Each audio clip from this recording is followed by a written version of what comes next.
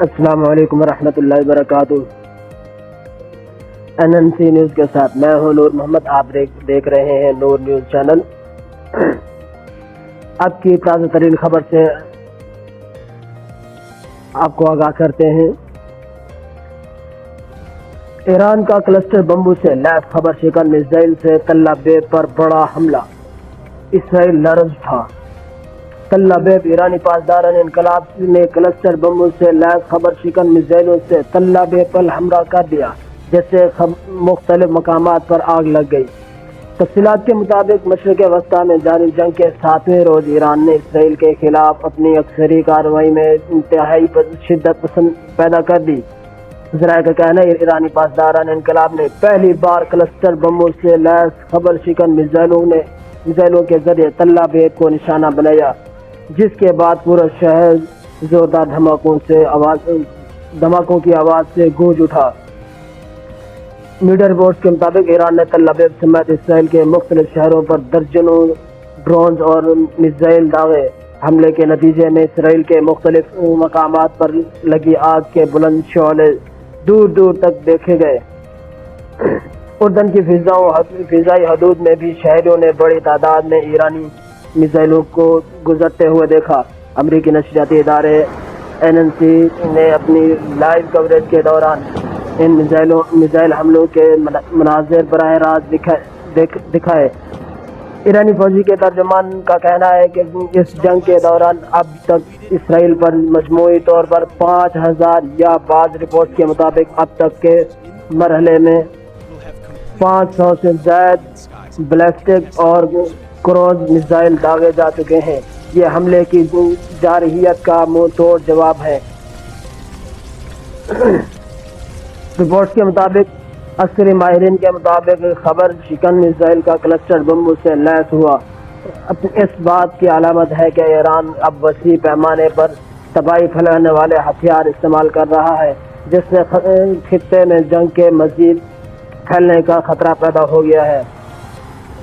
مزید خبروں اور تفصیلات کے لیے جڑے رہیے NNC نیوز کے ساتھ۔ لبنان میں اسرائیلی فضائی حملوں میں 8 شہید۔ لبنان کے جنوبی اور مشرقی علاقوں میں اسرائیل کے متعدد فضائی حملوں میں 8 افراد شہید اور متعدد زخمی ہو گئے۔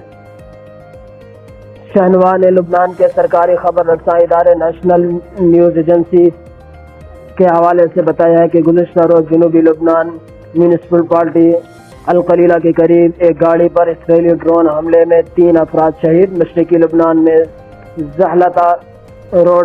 زحلہ روڈ پر ایک اور ڈرون حملے میں 2 افراد شہید ہو گئے۔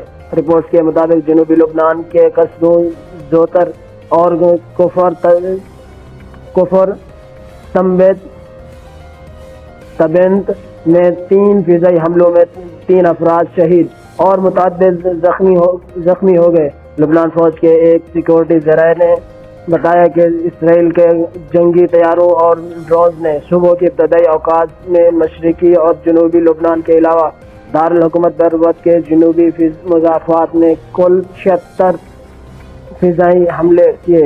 اسرائیل نے مسجد اقصی میں جمعے کی نماز پر پابندی عائد کر دی۔ اس کے علاوہ سرحدی علاقوں میں 19 توپ خانے، آرٹلری اسٹرائک کے حملے بھی ریکارڈ کیے گئے۔ ایران کے ساتھ کشیدگی، وائٹ ہاؤس میں صدر ٹرمپ کے لیے خصوصی دعا کا اہتمام۔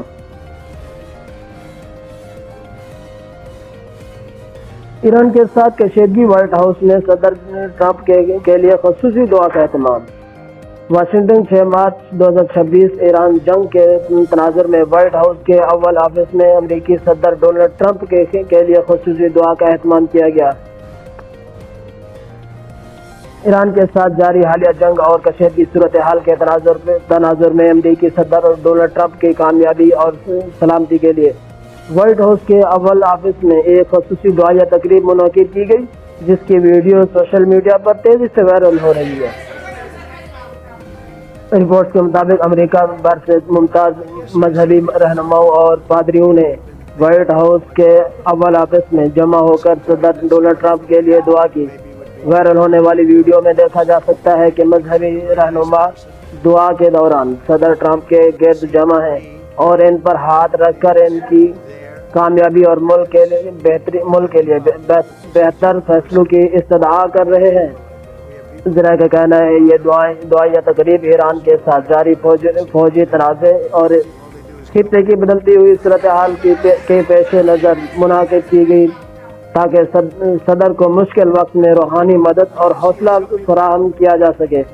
سوشل میڈیا پر اس ویڈیو کے سامنے آنے کے بعد عوامی سطح پر ملے جلے رد عمل کا اظہار کیا جا رہا ہے۔ مشرق وسطیٰ میں حالیہ برسوں کے اس بڑے فوجی ٹاکرے کو اب 2 ہفتے مکمل ہو چکے ہیں۔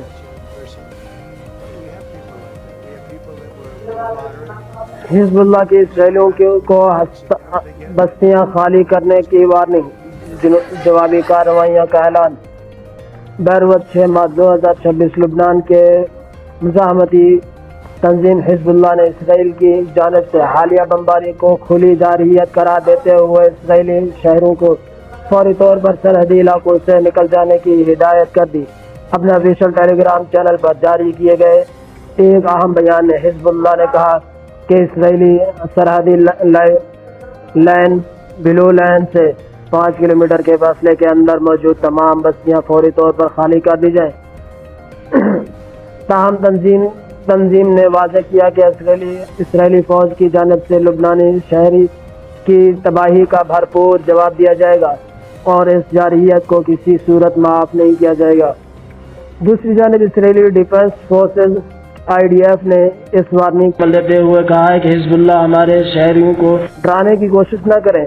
اسرائیلی فوج کے مطابق حزب اللہ نے اس جنگ کا انتخاب خود کیا ہے اور اب انہیں خود اس کے سنگین نتائج بھگتنے ہوں گے۔ واضح رہے کہ سرحد کے دونوں اطراف کشیدگی میں اضافے کے بعد بڑے پیمانے پر نقل مکانی کا خدشہ پیدا ہو گیا ہے اور صورتحال تیزی سے بدل رہی ہے۔ مزید خبروں اور تفصیلات کے لیے جڑے رہیے NNC نیوز کے ساتھ۔ فی الوقت اتنا ہی۔ السلام علیکم ورحمۃ اللہ وبرکاتہ۔